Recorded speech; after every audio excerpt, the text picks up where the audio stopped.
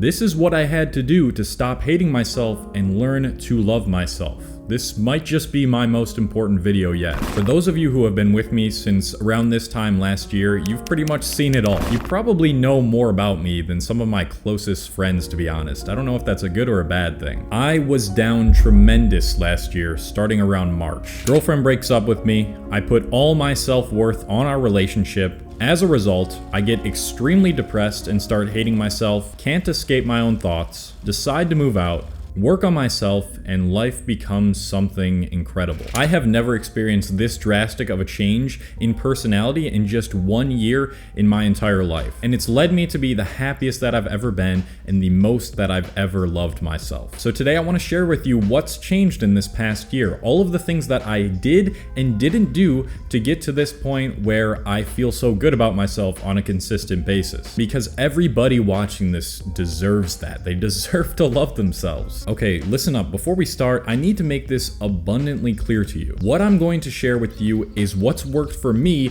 based on my experience throughout life. I don't know your traumas or what exactly caused you to feel this way about yourself. Even though I've been told that my videos are like free therapy, which I'm extremely grateful for, I do believe that working with someone one-on-one, an actual licensed therapist, could be so beneficial to so many of you. And that is why I have the sponsor of today's video, BetterHelp. If you clicked on this video, I'm sure that there's something that's interfering with you achieving your goals or achieving happiness in your life. For me, it was the depressive thoughts, the things that I was telling myself about myself on a daily basis after I went through that breakup. What BetterHelp is going to do is it's going to assess your needs and match you with your own licensed professional therapist. And you can start communicating with them within 48 hours. It's not a crisis line. It's not self-help. It's professional counseling done securely online. And there's a very broad range of expertise in BetterHelp's 15,000 plus counselor network, which may not be locally available in a lot of areas. That's what's so great about this, is that the service is available for clients worldwide. You can log into your account anytime and send a message to your counselor. You'll get timely and thoughtful responses, plus you can schedule weekly video or phone sessions so you won't ever have to sit in an uncomfortable waiting room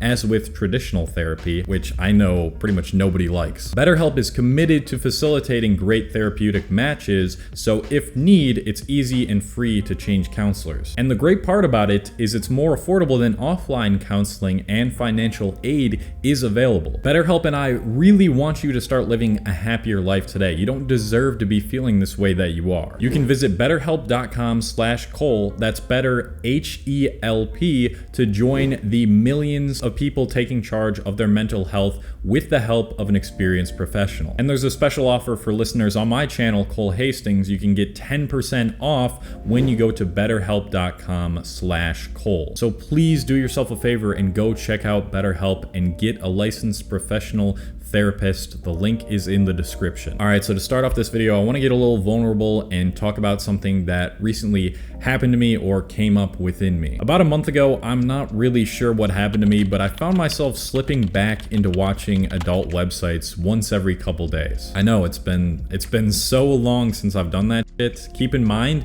that it's been like half a year now since I've watched anything like that. And I justified it in my head by saying stuff like, oh, well, it's only once every couple days and, you know, everything in moderation, right? But I found that during that time period where I was consuming this, I actually felt worse about myself and I had less energy. And that's even though I was just watching it and I wasn't doing anything to it. You guys know what I'm talking about when I say doing something to it. Loving yourself is a continuous process is what I've realized, because I just broke out of that cycle that I was in. But now that I'm out of this cycle, it's made me wonder if I turned to those dirty websites because I was not feeling too good about myself or I wasn't satisfied with my life, or that doing it once, that first time getting back into it, is what made me feel worse about myself and my life due to the unnatural chemicals that are released in the brain when you actually watch these things. If I had to guess, I'd say that it's a combination of both, but I'm leaning more towards the first line of thinking,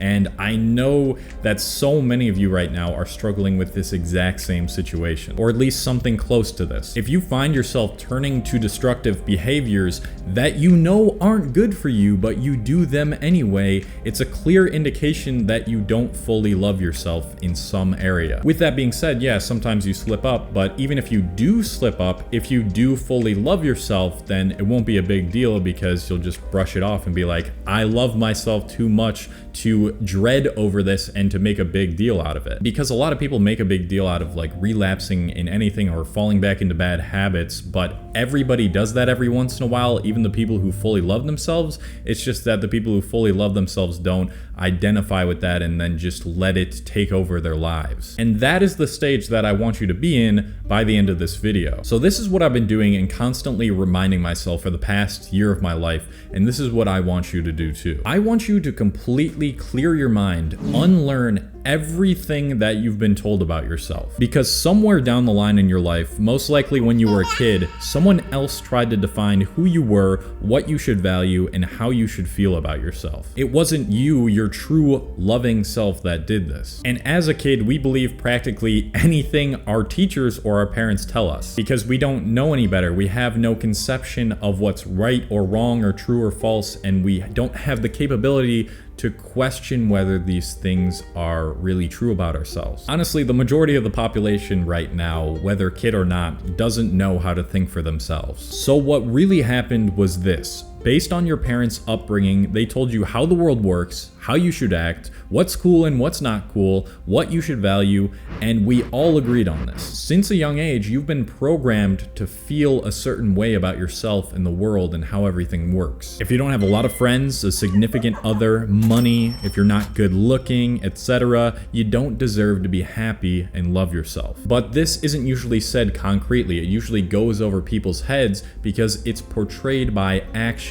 No one says this out loud. People who don't love themselves at all are living in a delusion of values that were created by society and their upbringing. If instead society and your parents told you from a young age, you're powerful as fuck, you deserve to love yourself, you're capable of way more than you think, and reassured you of that frequently, you really would love yourself. But more and more, especially in Western culture, we are shifting towards a society that values materialism, status, and appearances more than anything. And it's no fucking wonder that teenagers are the most depressed that they've ever been in history, that suicide rates are up in teenagers, because this shit is fucked. Everybody's values are completely fucked, and everybody's potential is downplayed because of it. I'm at the point in my life where I act like this or think like this towards most things, honestly, that if the majority of people are doing it and believing in it, I usually don't. And a lot of people watching this right now are gonna hear that and they're gonna say, this guy's fucking crazy, he doesn't know what he's talking about.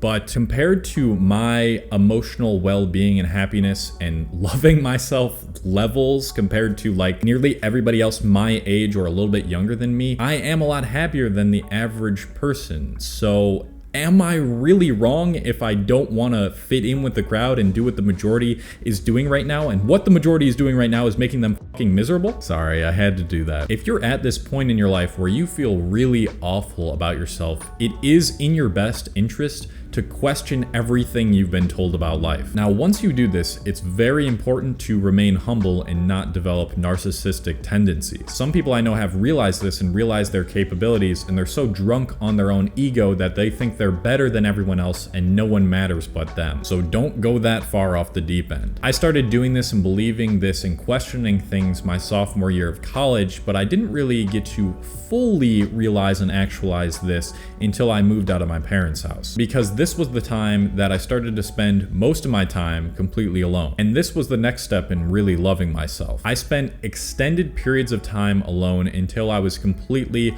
okay with it. And this was around the same exact time that I got dumped, is when I moved out of my parents' house. So I really had to understand what it was that I didn't like about myself and what it was that I thought I needed outside of me to feel whole and complete, which I'm going to explain as we get into this. I sat alone in isolation and I really meditated on these thoughts. I didn't allow myself to consume any outside information when I was in meditation mode, and I really just got deep into my psyche to understand who or what implanted these negative thoughts into me and what bad values I picked up over the years that made me feel this way about myself. Now, are we a social species? Yes, absolutely we are. Having meaningful relationships with others in life is important. I'm not talking about specifically significant other relationships. I just mean like relationships with people. We want that. But all of that should be the cherry on top and not absolutely necessary in order for you to love yourself. So let's start to question things again. We were pestered since a young age to think that we needed an other half in order to feel whole. People tell us this. They tell us, when are you gonna get into a relationship? When are you gonna get married? The songs on the radio talk about needing someone in your life and that a person is the only one for you and that they complete us. That is false. Another person does not complete you. You're complete on your own. But just over a year ago, I didn't realize this. In my last relationship, I was certain that this girl was the one and that I needed her in my life and that she completed me, and I put all of my self-worth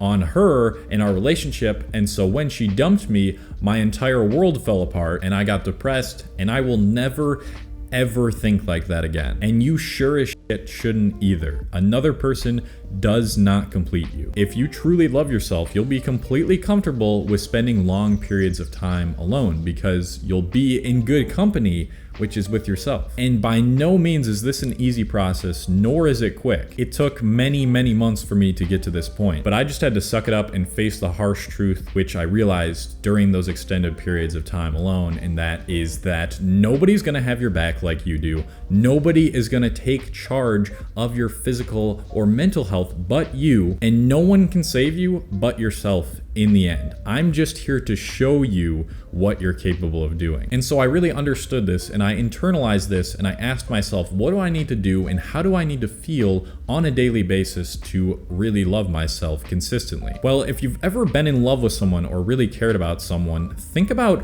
what you do to keep them happy. You'll pay attention to them, you'll make sure they're eating correctly, make sure they're exercising daily, you'll maybe get them something nice as a gift, you'll forgive them even if they hurt you. But most people won't do any of these things to the most important person in their life, which is themselves. If you want to get a deeper dive into how I learned to love being completely alone, you can check out that video after this video. But to break it down for you guys, just really simply right now, I believe there's 3 key components that are absolutely necessary for loving yourself and loving being alone. And that is 1, a diet full of whole foods and an exercise routine that increases your heart rate daily in some way. Basically any sort of exercise routine that gets you to pant, gets your heart rate up. It's been shown so many times how important it is to get your body moving, the oxygen flowing throughout your body and your brain on a daily basis. Number 2, getting 7 to 9 hours of sleep a night. And number 3, having some purpose you're working towards achieving that's bigger than yourself. So for 1 and 2 specifically, you're just starting at such an incredible disadvantage if you don't take charge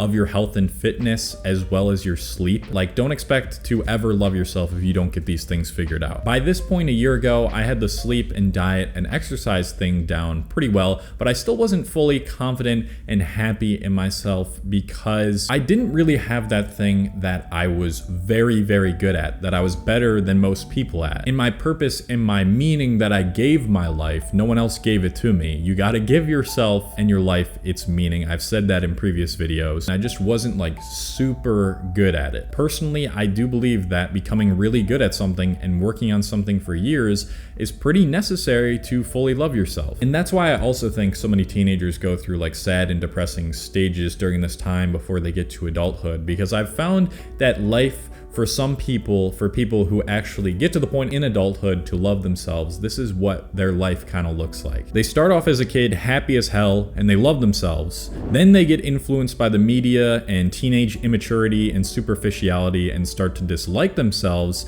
Then the some people that do make it out realize that that was all bullshit and they focus on themselves and become authentic and not give a what anyone thinks, and they become really good at something and start to love themselves again like when they were a kid. And now I'm realizing that the argument can be made that, well, you loved yourself and you were happy as a kid, but you were a kid and you weren't like really good at anything back then, so that isn't really a requirement. And to that I say, yeah, maybe it's not a requirement, but I just know that so much of the progress that I've seen in life and in making these videos has really contributed to genuine happiness and loving myself, just knowing the path that I took and the hard work that it took to get here. It's like, damn, I fucking worked hard on myself to actually become really good at something, and now I'm here and the only way to go is up and I can get better at this shit. It's just like, let's fucking do this. Now you might be saying, Cole, I'd love to do those things. I'd love to eat well on a daily basis and exercise regularly, but I just can't get myself to do it. This is where spending time alone, questioning things becomes important again. Why don't you think you can eat well and exercise regularly? Who is it really that's telling you those things? What are the resistant emotions that you start to feel when you try to eat well and exercise regularly, and where did they come from? Ultimately, you have to be alone for a long time, meditate on things, realize that a lot of the shit that you're consuming is negativity, and that is directly affecting you and how you feel about yourself and the world, and you need to question the negativity about yourself